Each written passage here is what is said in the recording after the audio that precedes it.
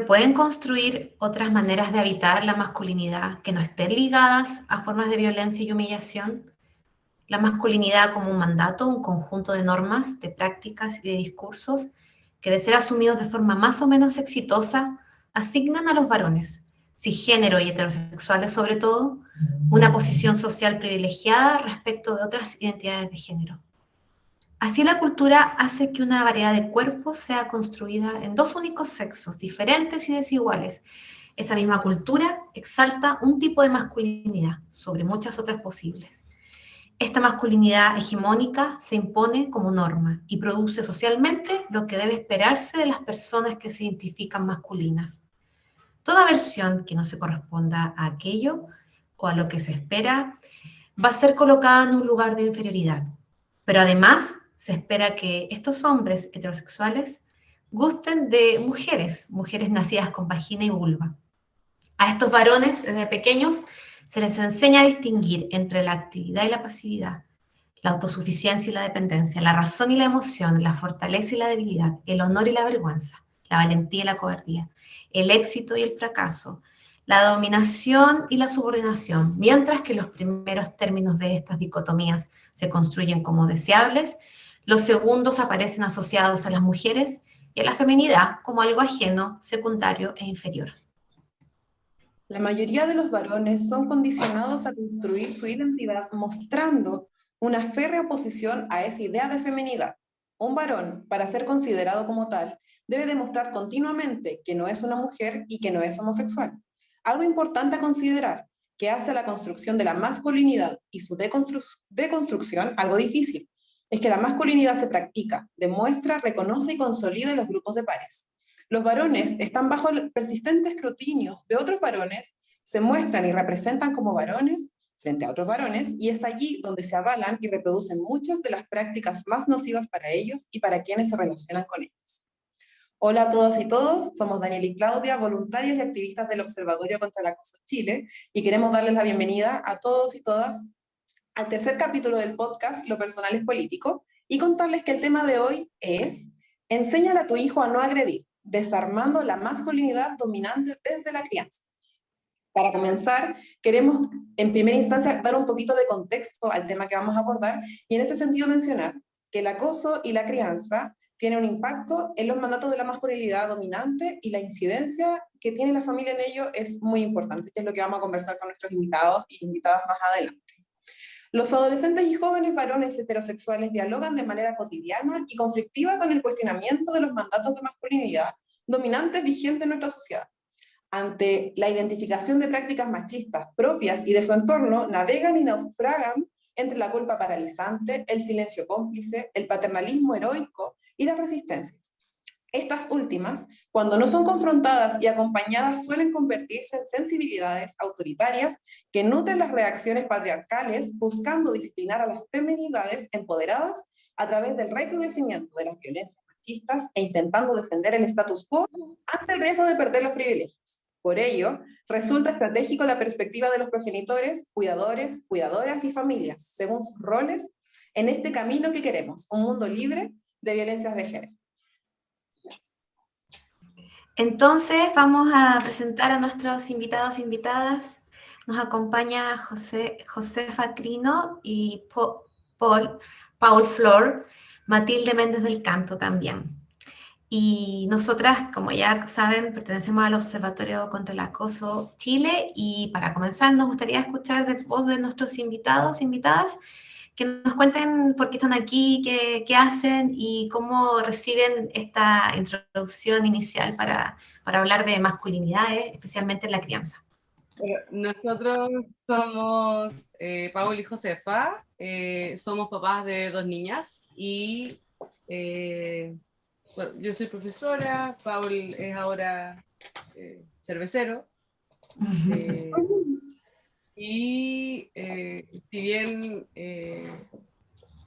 empezamos nuestras vidas como pareja militante, cada uno en su militancia, en el fondo, por su lado, la crianza nos unió y nos planteó un desafío muy grande de ver cómo la abordábamos y desde qué perspectiva.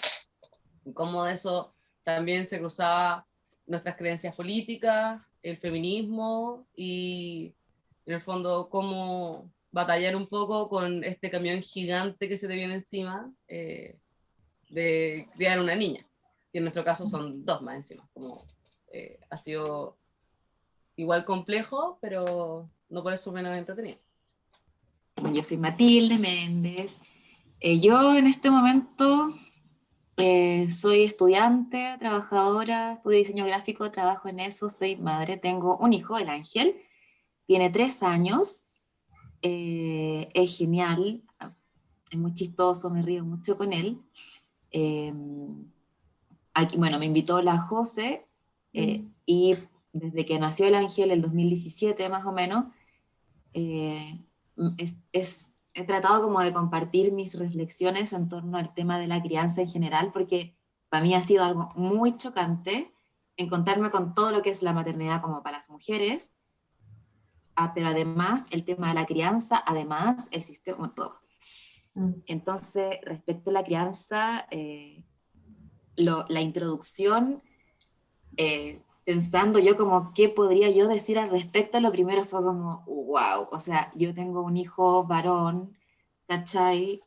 O sea, no como una imposición, y claro, o sea, tengo que enseñarle a no acosar, cómo se hace eso, y estaba también leyendo lo que nos mandaron inicialmente, cuál es el rol de los cuidadores, y ahí, claro, digo, no soy la única, afortunadamente, la única encargada de este niño, habemos una red, hay algunas otras personas más que tienen también un rol que jugar, y creo que esa conversación abarca como el sistema de cuidados, el rol de las mujeres, el rol de los hombres, el sistema económico que queremos, la comunidad que queremos crear, y como que al menos a mí me encanta ver el mundo como desde no los niños, porque uno nunca, no, yo no soy un niño, soy una adulta ahora, pero como conversábamos también antes, sabiendo que yo fui niña y yo tengo muy presente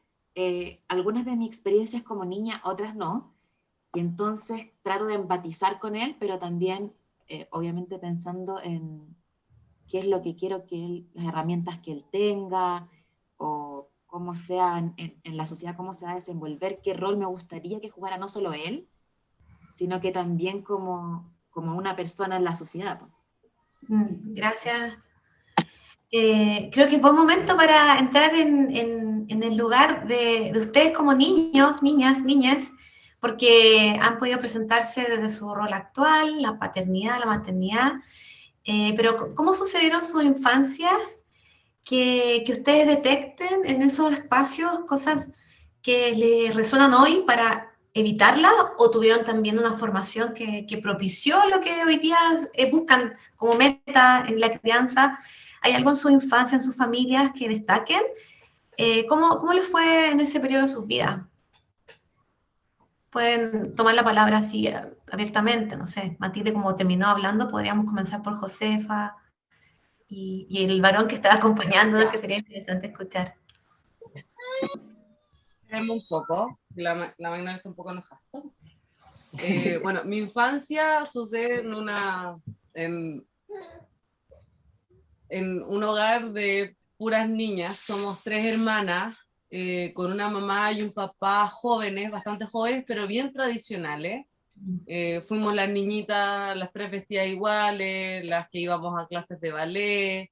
Qué bonita que se ve con las piernas cruzadas, qué bonita se ve con faldita, no te rías tan fuerte, porque las niñitas no se ríen tan fuerte.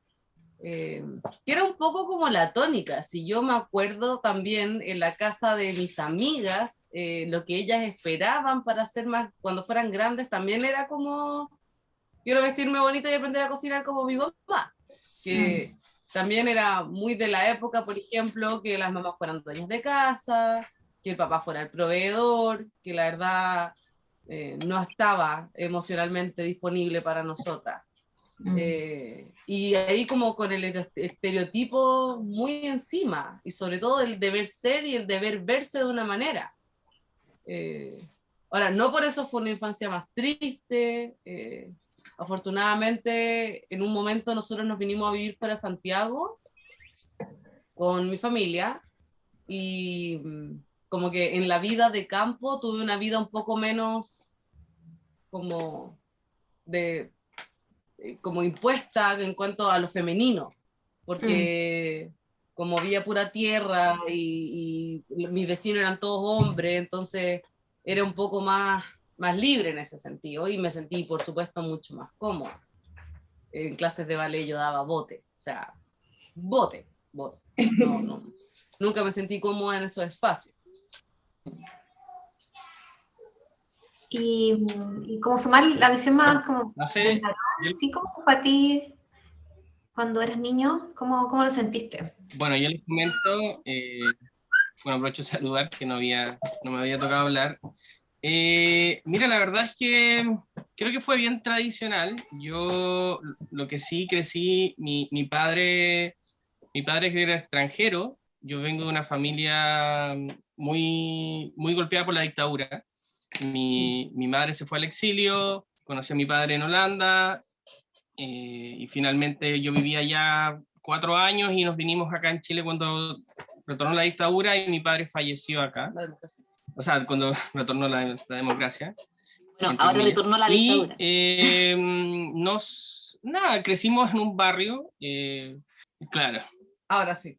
Crecimos en un barrio de Cerro Navia, ¿ya? Mis padres fueron a hacer querían hacer un trabajo social y yo me fui a un barrio bien pobre en general, pero muy normal en términos de la mayoría de los chilenos. Y ahí crecí, harto en la calle, con hartos amigos. Mi mamá fue madre, bueno, sola durante mucho tiempo.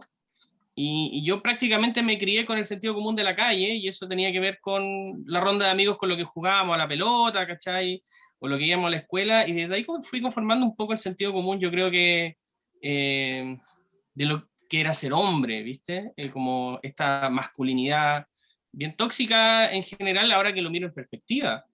Pero sí, así como de alguna manera fui parte de este sistema como el género privilegiado, y en ese sentido desarrollándome mucho en ciertas actitudes como más físicas o quizás de tener cierta ventaja, de poder decir y hacer muchas otras cosas que quizás las mujeres no podían hacer. Me desarrollé también, pero también viví un montón de cuestiones bien tóxicas, bien violentas en mi infancia, que solamente pude procesar hasta muy tarde, porque fueron las cuestiones que me han traído y que de alguna manera te traen problemas cuando uno trata efectivamente de ejercer la paridad de género, ¿cachai? Y nada, al final creo que esas experiencias son súper comunes, son súper violentas y no muchas veces terminan de repente como quizás lo he logrado hacer yo por suerte, como en esta reflexión del reconocimiento de lo mal que estuvo y de lo mal que está y de lo que hay que cambiar, sino que vi en muchos de mis amigos y en muchos de mis pares hoy día ese sentido común reafirmado, o sea, en el sentido de decir, chuta, todo lo que yo aprendí de ser hombre, digamos, de niño, está todo equivocado, entonces, ¿dónde me paro? Mucha gente en general se para en tratar de defender todas esas cuestiones que a mi juicio están mal, digamos. No podemos quizás discutir un poco con respecto a esos temas, pero al final tiene que ver con que cosas tan violentas como la primera vez que a mí me llegó una revista pornográfica de mis amigos y en general fue a los 8 años. Y desde ese entonces las prácticas con respecto a de lo que era la sexualidad o las mujeres y el género y digamos todas estas conductas se van introduciendo a muy corta edad, y a esa edad, como uno tiene poca capacidad de discernir, digamos, que está bien y mal, empieza a seguir ciertos patrones, y al final es súper violento en lo que después como uno también se conforma en relación a un montón de otras cosas. Y de ahí empiezan situaciones violentas, golpes, qué sé yo, un montón de otras cosas que al final van determinando este ser masculino, digamos, como... y nada, bueno, al final traigo esa experiencia también porque hoy día lo miro en perspectiva, parándome un poco desde la paternidad, sin tener ninguna regla más que lo que no debo hacer, ¿cachai? Como aprender y decir, bueno, no debo repetir ciertas cosas y hoy día tenemos que ir forjando este nuevo camino, pero también un poco al borde del descubrimiento de lo que es una paternidad responsable, saludable, digamos, feminista, ¿cachai? En ese sentido. Eso es un poco lo que me ha pasado, digamos. Ha sido... Tengo muchas ideas que me brotaron al escucharte y a través de ello también, luego para sumar a Matilde, cómo entiendo que para usted es un modo de vivir, porque significa mucho ese cambio de la idea, porque muchos de nosotras como hijas, hijos, sentíamos que la crianza bajo el género y el estereotipo que marca el ser mujer-hombre, como que pareciera que no estaba vinculado al modo de vivir de la familia. Como que nacíamos así y eran así las cosas. Pero escuchándote también me hace pensar en cómo ustedes observan la conciencia de un modo de vivir distinto, porque efectivamente ya en la experiencia de ser padres y madres, hay un modo de vivir consciente de poder transmitir cambio. Entonces ahí me gustaría también que nos quedáramos. ¿Cuáles han sido los primeros cambios que sienten ustedes que han hecho en su crianza? Como ya sabemos que está el tema quizás de los colores, ya que no sea el color de las niñitas, de los niñitos. Pero ¿han hecho consciente, por ejemplo, esas decisiones que hablan de un modo de vivir en una crianza feminista? ¿Cómo lo han vivido? Sí, la verdad es que hemos ido como explorando todas las dimensiones y las niñas también nos van dando un poco el tiempo para ir preparando ciertas cosas, ciertas, en el fondo, situaciones que podemos prever que van a suceder. Pero cosas súper conversadas, como por ejemplo el tema de las princesas, de las Barbie. Hay juguetes que en esta casa no estuvieron permitidos por mucho tiempo, al menos hasta que... Ay, espérame, que se cayó la magnolia. Al menos hasta que nosotros creíamos, como consideráramos que ya al menos la Vicenta tenía... en el fondo lo que nosotros queríamos era no imponerle ciertos juegos o juguetes solo por el hecho de ser niña. Entonces lo que hicimos fue desaparecer del mapa y afortunadamente ella no ve televisión abierta, así que no ve publicidad, no sabe qué juguetes existen, entonces no pide. Y así le apartamos en el fondo todos estos juguetes de niña y le introdujimos un montón de juguetes que en el fondo nosotros consideramos que son juguetes inteligentes o que promueven la creatividad, el juego en equipo, la perseverancia, que son los juguetes que se llaman como de juego libre, bloques, Lego, todo lo que tú te puedes imaginar y más. Y también muchos autitos, porque siempre le gustaron mucho, un par de guaguas también aparecieron, pero en el fondo como de a poco y siempre mostrándole que había más opciones. Y ya cuando empezó a interactuar con otros niños y con otras niñas, ahí empezaron a aparecer las Barbies, pero no le llama mucho la atención. Ella no es de guagua, no es la típica niñita que anda como con la guaguita colgando, no le agrada. Y de hecho las Barbies les dicen las muñequitas. Y como que hace así un rato y ya no... Pero Lego, por ejemplo, puede estar horas jugando. Son sus favoritos por lejos. Y también, bueno, el tema de las películas. ¿Qué es lo que ve? También somos como... Fuimos súper majaderos desde un principio, como qué es lo que ve. Ya cuando empezaron a irse a la casa la abuela, ahí uno pierde el control. Y obviamente llega hablando de Tinkerbell y Barbie Fiesta Malibu. Pero al menos acá tratamos de ponerle monitos que sean lo más simple, lo menos como tóxico en el fondo. Sí, y con esto quizás Matilde, en el caso tuyo, tu hijo es un varón.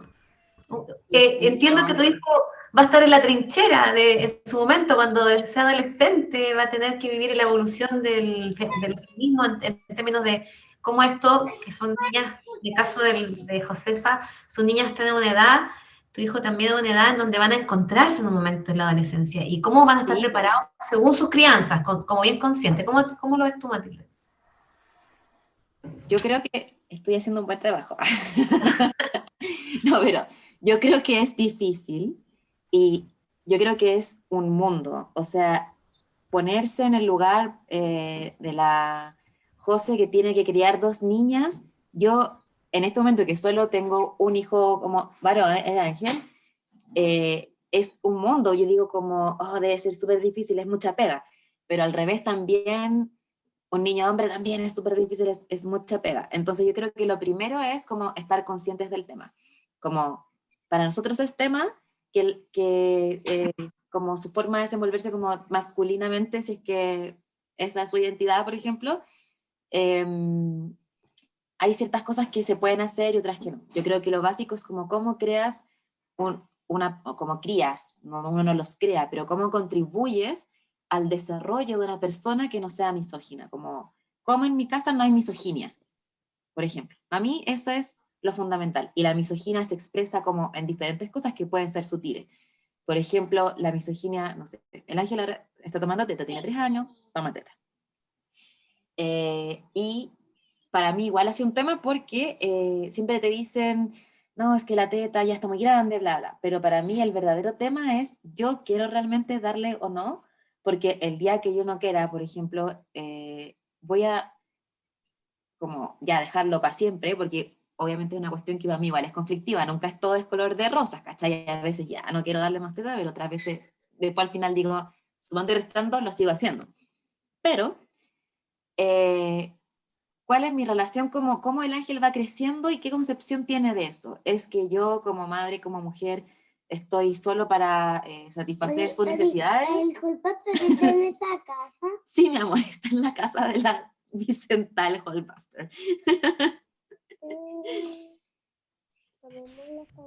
Sí, la A mí me mamá... parece, mientras tanto, me parece Me que encanta como lo ve es una duda muy razonable, y muchos quizás quienes van a escuchar o van a compartir este podcast van a estar viviendo una experiencia similar.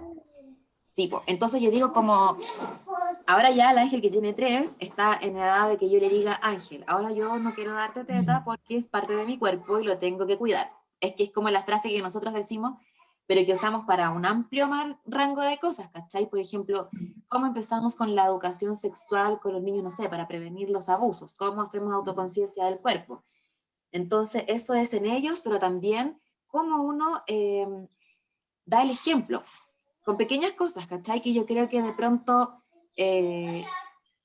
van teniendo como mucho que ver con cómo se va construyendo esta socialización, ¿cachai? Entonces, en mi casa al menos tratamos mucho de respetar las barreras físicas. Por ejemplo, si alguien no quiere darse un beso, se respeta, se le pregunta, él no quiere. Y entonces, esos hábitos espero que sean radicalmente opuestos a el weón que te grita en la calle, ¿cachai?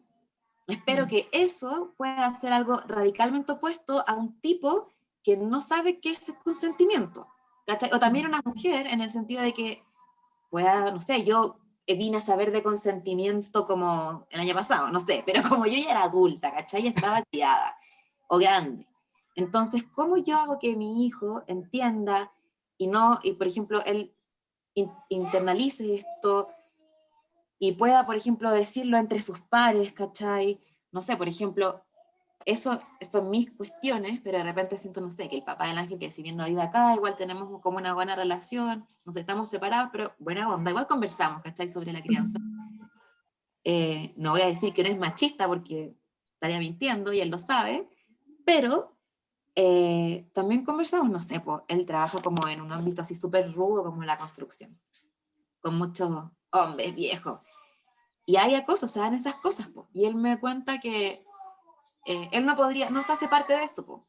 Pero su forma de comunicárselo y tratar de evitarlo es como decirle, ya aquí viene el grupo de los degenerados, ya aquí viene los psicópatas, como para dar a entender que en el fondo no es una conducta socialmente aceptable, pero eso es ahora, él tiene 30, esta gente tiene mucho más vieja. Espero que algunas cosas como, que quizás pueden ser pequeñitas, como el tema de las naciones del cuerpo, el respeto, bla, bla, bla, hagan una diferencia. Espero que sí, porque igual es como reciente, siento yo, este tema, como estar conversando esto para que mi hijo no sea un acosador en el futuro. Creo que algo eso es como lo que en la práctica uno puede hacer, pero igual siento que es como, vamos a tener que esperar un tiempo para ir dándose a resultados, aunque yo creo que sí, que sirve, definitivamente sirve, ¿cachai? Entender, criticar un poco más la cuestión. Y en ese sentido, a todos les pregunto, ¿cuál creen que es como la responsabilidad de ustedes como cuidadores, como en ese proceso de repensar la masculinidad o lo vinculado a lo masculino, ya sea en el caso de las niñas compartiendo o vinculándose con lo masculino, o en el caso de Matilde con el Ángel en el proceso de criar y compartir con un pequeño masculino? ¿Cómo se posicionan ustedes en cuanto a la responsabilidad que sienten como padres y madres? Para nosotros es como, es un pilar fundamental. Es como que no sé, la verdad es que no hay opción de como no discutirlo, porque siento que al final, a mí siempre me ronda las estadísticas que sacó el OCAC en la primera encuesta, la cantidad de mujeres acosadas en la calle. Y es como, de hecho, cuando nosotros supimos que la Vicenta era niña, yo lloré mucho y tenía mucha pena. Y fue como, puta, la weá, ¿por qué? ¿Por qué yo tengo que criar una niña que en algún momento va a ser violentada? ¿Por qué? Por la chucha yo no quiero eso. Entonces es como, ok, obviamente no las puedo tener en una burbuja para siempre. Obviamente no quiero ponerme en ese momento de mi vida porque es horrible, horroroso.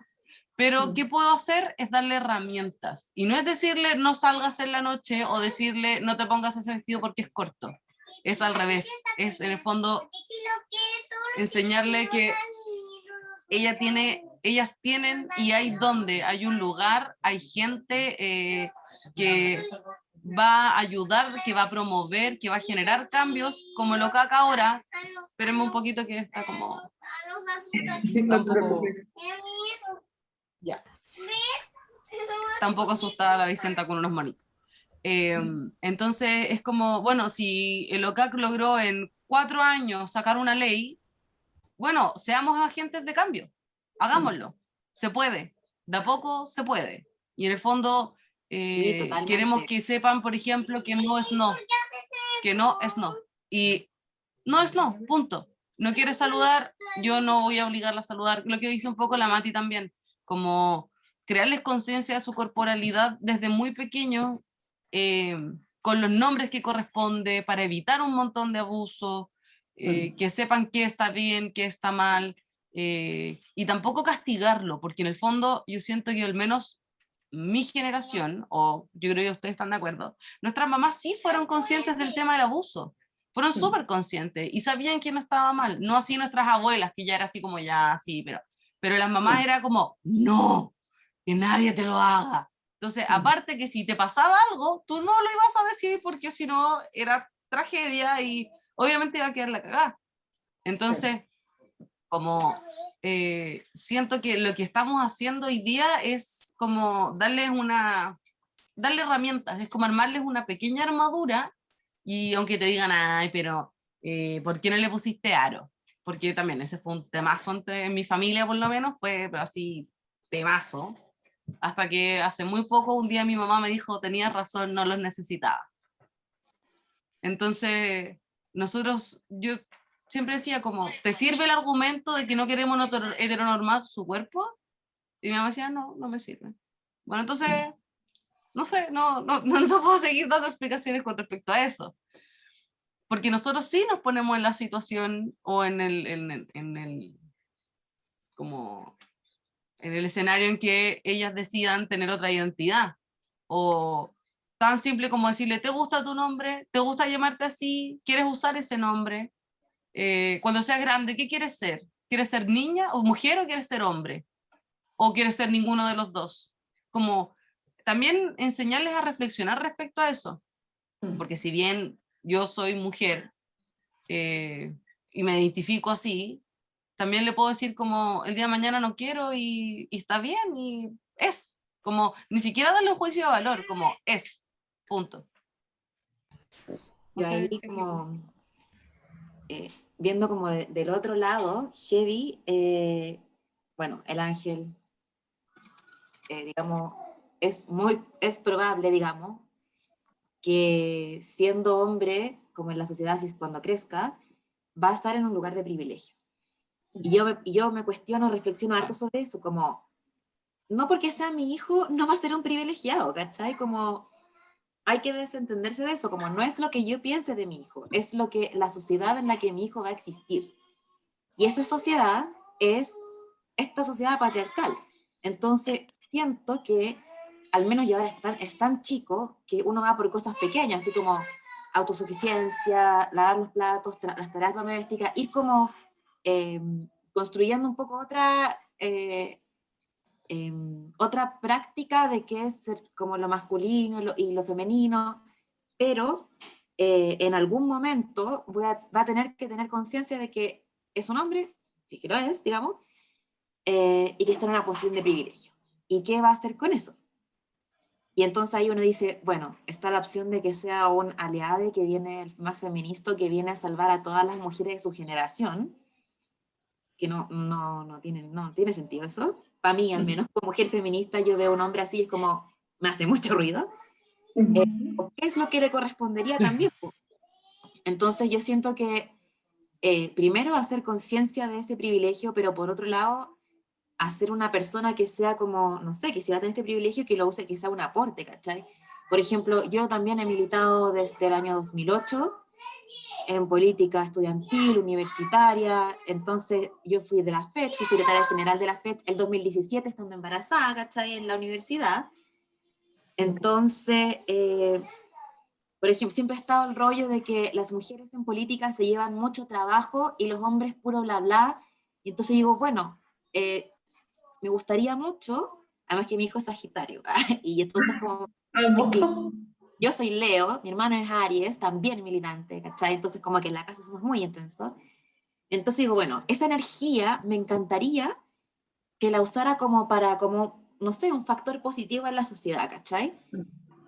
Y eso quiere decir que, bueno, él se va a encontrar con mujeres, él tiene que estar consciente de que hay una como sistematicidad en la discriminación de las mujeres, va a haber un momento en que va a haber que hablarle de eso, ¿cachai? Yo le pienso hablar de eso, le voy a decir, esta es la sociedad en la que tú estás, quizás no es tu culpa porque tú eres un niño, ¿cachai? O eres un adolescente, pero esta es la realidad. Por ejemplo, nosotros, ya, el Ángel va a un jardín Waldorf y como que seguimos la pedagogía Waldorf, no como una religión ni nada, sino que es como la pedagogía que a mí más me resuena.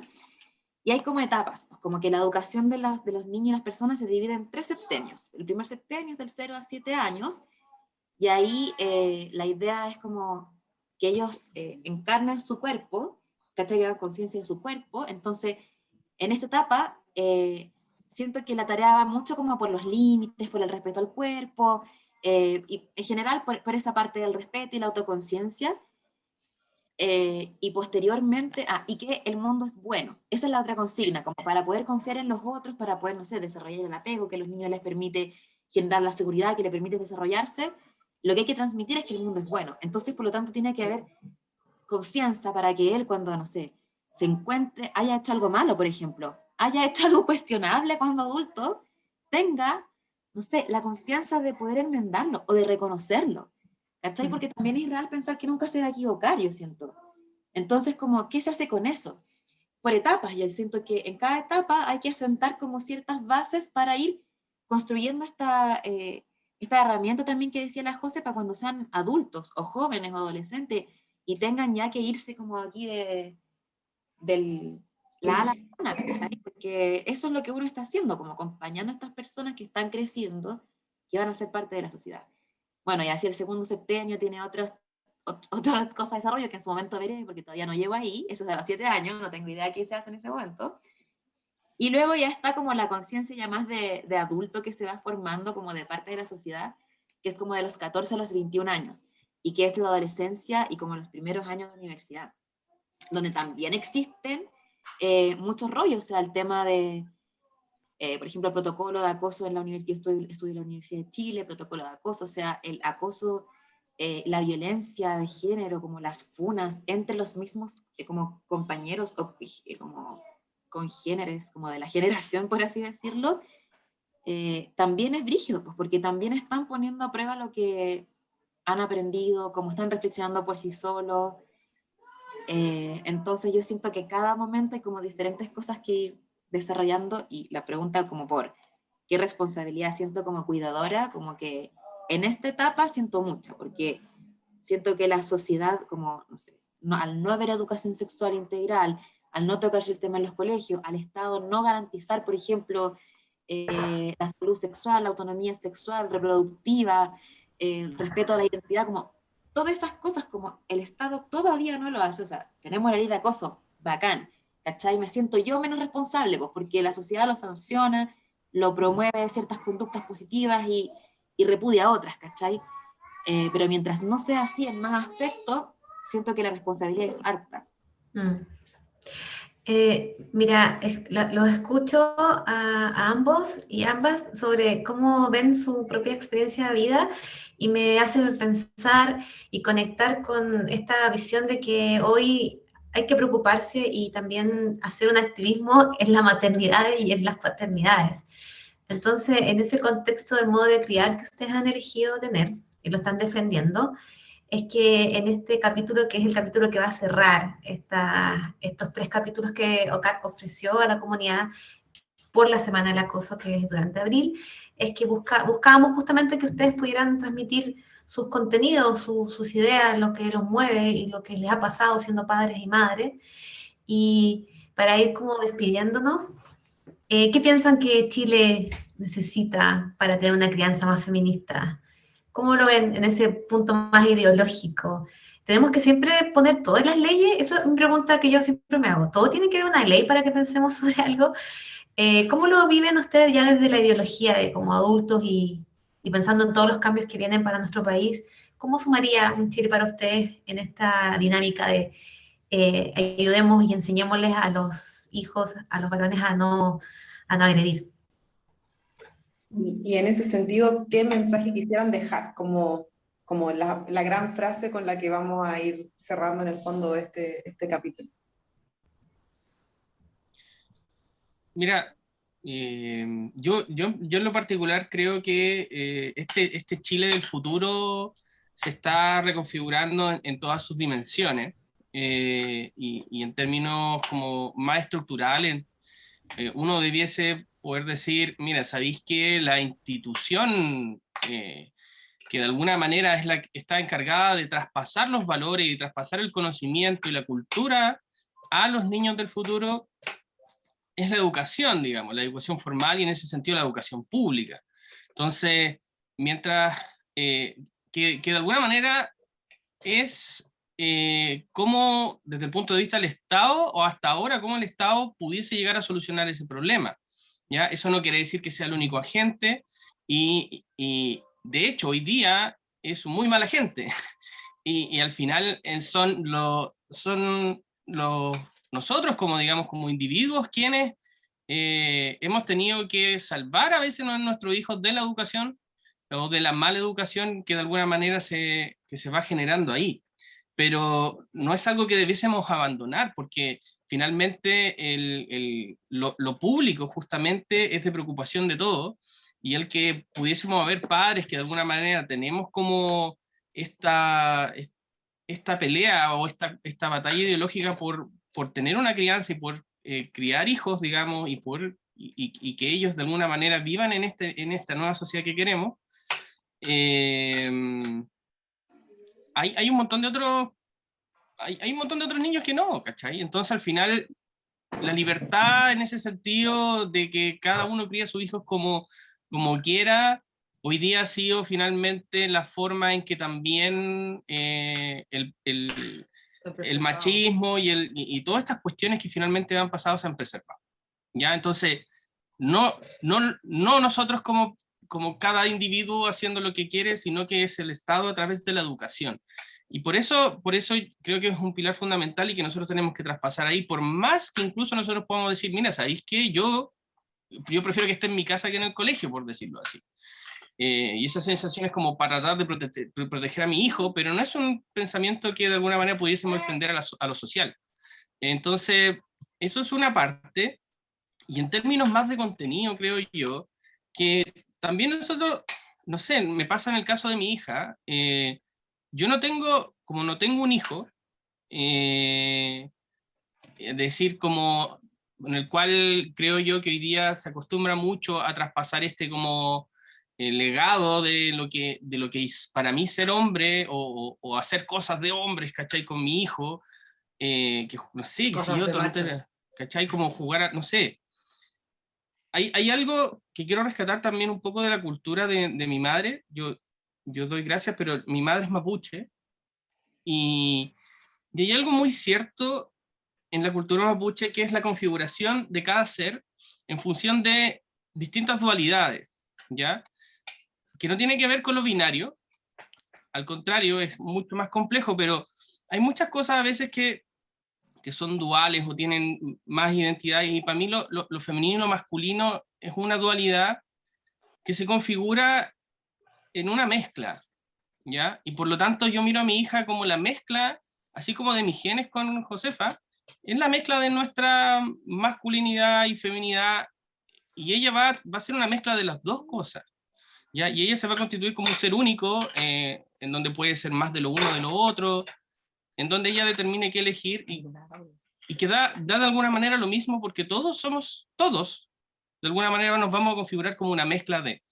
Y lo importante es poder reconocer la riqueza de que hayan distintas mezclas, ¿ya? Y que algunas personas puedan de alguna manera desarrollarse, y los niños puedan desarrollarse con ciertas sensibilidades o con ciertas habilidades, con un montón de otras cosas que hoy día quizás caracterizan esta cosa más binaria, ¿cachai? Que está como estandarizada, pero el día de mañana la idea es que configuren distintas mezclas que vayan enriqueciendo justamente a las personas, y que cada uno pueda ayudarse a otro y desarrollarse en esta manera. Entonces, yo creo hoy día a mi hija y le trato de mostrar todas las habilidades y trato de traspasarle todas las habilidades que yo tengo como hombre heteronormado, para que las tome, las deje, pero que no deje que no estén ausentes en su crianza. Y creo que Josefa también hace lo mismo por su parte, y ella se ha ido configurando en esta cuestión, así también como en un montón de otras cosas, digamos, en relación a lo bueno y lo malo, a lo que está bien y está mal. Entonces creo que por ahí debiésemos avanzar, en una crianza que salga de lo binario, una crianza que de alguna manera también nos enseña a ser más y mejores personas, y de alguna manera podamos abandonar todos los resabios de lo que fue y de lo que ha sido la heteronormación en nuestras vidas. Largo será el proceso, y me gustaría mucho que eso se traspasara a la educación pública, entre otras instituciones también que colaboran en ese proceso. Dale, Matilde. Sí, para aportar en eso, como tú preguntabas que el tema era cómo tendría que ser este nuevo Chile. Y ¿Cómo si lo ves todo a Chile para ti? Claro, exacto. Claro. Yo creo que, en primer lugar, estamos como en un proceso constituyente, entonces yo creo que está súper como abierto el debate de cómo queremos que realmente sea este nuevo Chile desde una perspectiva de derechos. Para mí, el tema, no sé, de la identidad de géneros, como cómo va a ejercer su masculinidad, cómo puede ejercer su feminidad, o eso, para mí va como en la esfera de su propia identidad, ¿cachai? A mí lo que me interesa siempre es como la perspectiva de derechos, ¿cachai? Como que tenga derechos a desarrollarse en diferentes aspectos, y que también como lo permita él como parte de la sociedad, cosa que no prive, por ejemplo, que a otras personas de ese derecho, que no violente, como, no sé, en el futuro a las mujeres, porque es real que son los hombres quienes violentan mayormente a las mujeres y ejercen la violencia de género, ¿cachai? Entonces, de una perspectiva de derechos, eso no puede ocurrir, como... Entonces yo digo, si lo que nosotros queremos como sociedad es garantizar ciertos derechos, por ejemplo, a que las niñas y los niños tengan los mismos derechos, y las personas, hombres y mujeres también, creo que es súper relevante que esté en las leyes, pero no tanto como de una perspectiva punitiva y sancionadora, ¿cachai? Sino que desde una perspectiva como de políticas públicas. Y las políticas públicas para mí son como la concreción de los acuerdos políticos que tenemos como sociedad, por ejemplo, que estamos ahora tratando de ver cómo los vamos a escribir, por ejemplo. Entonces yo siento que es fundamental que en la Constitución haya una perspectiva de género, porque ahí siento que no va a ser solo responsabilidad de mi crianza hacia el ángel, ¿cachai? Sino que de la sociedad que estamos construyendo donde él también va a vivir, ¿cachai? Entonces, para mí, las leyes son fundamentales en cuanto tenemos que, como tener una sociedad en igualdad de derechos y en ese sentido como, como a veces hacer valer derechos quiere decir como dar un beneficio, hacer una prestación, como una especie de no discriminación positiva, sino que tratar distintos casos distintos. En ese caso, por ejemplo, las leyes serían importantes, pero por otro lado, yo creo que todo es parte de que, como de las comunidades que también estamos como creando, ¿cachai? O sea, todo es político, está como lo público, las leyes, la Constitución, pero también está lo cotidiano, ¿cachai? Entonces yo creo que algo que hay que como retomar, siento, o como construir, promover, luchar, no sé, alegar, como desde las madres, las mujeres y toda la sociedad en general, es el tema de la crianza y los cuidados, pues, ¿cachai? Que no es solo responsabilidad de la madre que parió la criatura, ¿cachai? No es eso. Toda la sociedad es responsable de nosotros como personas. Esa es mi postura política. Entonces creo que la crianza es política, sí. Yo practico estas ideas con mi hijo, pero también hablo de esto en la sociedad en la que estoy y construyo comunidades que me ayudan a esto, porque yo creo que la crianza y la formación de las personas es como colectiva, es social, ¿cachai? Entonces, claro, voto el apruebo, lucho por estas cuestiones, salgo por el caceroleo, me enojo con las noticias, pero también construyo mi comunidad, ¿cachai? Que apoyemos estas ideas. De repente, no sé, pienso que es un poco una burbuja, pero en el fondo siento que tenemos que también como construir un día a día que nos dé contención, que nos ayude en esta cuestión, ¿cachai? Y en el fondo cuando nos encontramos en espacios donde está difícil, bueno, ahí tenemos la fortaleza que nos da esta contención, estas redes, estos grupos, ¿cachai? Eso, entonces creo que el nuevo Chile tiene que sí o sí ser feminista y desde la perspectiva de la crianza no puede ser adultocentrista, porque el adultocentrismo es violento, es patriarcal. Y yo, si ejerzo el adultocentrismo y la violencia con mi hijo, entonces, bueno, no sé si habrá escapatoria para que no sea una persona que ejerza violencia con adulto, ¿cachai? Y sí podría hacerlo, podría reflexionar y todo, o sea, no está mandatado a ser un buen violento, pero creo que eso, eliminar el adultocentrismo, por eso los derechos de los niños son relevantes desde la perspectiva del interés superior del niño, y por otro lado el feminismo. Cosas que una vez a veces piensa que no tienen nada que ver con la maternidad, pero tienen todo que ver con la paternidad, al menos para mí. Yo debo confesar que no sé si a la Claudia le pasa lo mismo, que tengo el corazón así en llamas por todo lo que estoy escuchando. Y les doy las gracias, de verdad. No, gracias, tenía muchas ganas de decirlo. Me están inspirando a pensar en una maternidad, cosa que es difícil. No, pero no Voy a pensarlo.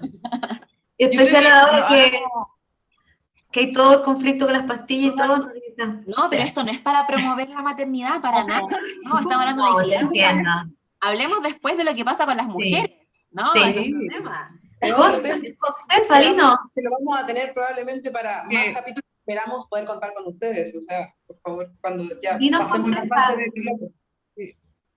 Es que como en la misma reflexión estaba pensando como, obvio, con la Mati nos encontramos, ella conocía a mi marido hace tiempo, yo la conocía a ella, y nos encontramos en la maternidad, porque finalmente el maternar es algo que es colectivo, es en tribu, las mujeres madres se buscan y se acogen, y al final, yo sé que la Matilde me va a decir que sí, no podéis ver una embarazada que lo esté pasando mal, no podéis ver una mujer puérpera recién parida que la esté pasando mal, aunque tú estés hasta acá, vaya a salir en su rescate, y en el fondo sí, bueno, ya la vivió, ¿cachai? Sí.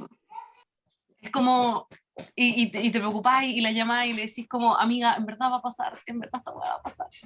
Pero me pasa un poco que es como, siento que, claro, uno se rodea de estos colectivos, de estas tribus finalmente que están criando como uno, pero también cuando te encuentras con la gente que no lo hace, en el fondo, con esa realidad en el fondo que está ahí, uno también tiene un rol como de cuestionar. Cuando te dicen como, ¿y por qué no tiene aro? En la calle, porque la gente, todo el mundo en la calle opina. Todo el mundo opina sobre tus hijos. Es impresionante. Tú no pides consejo y te llegan 100. Entonces, ¿y por qué no tiene? No, qué lindo el pelón.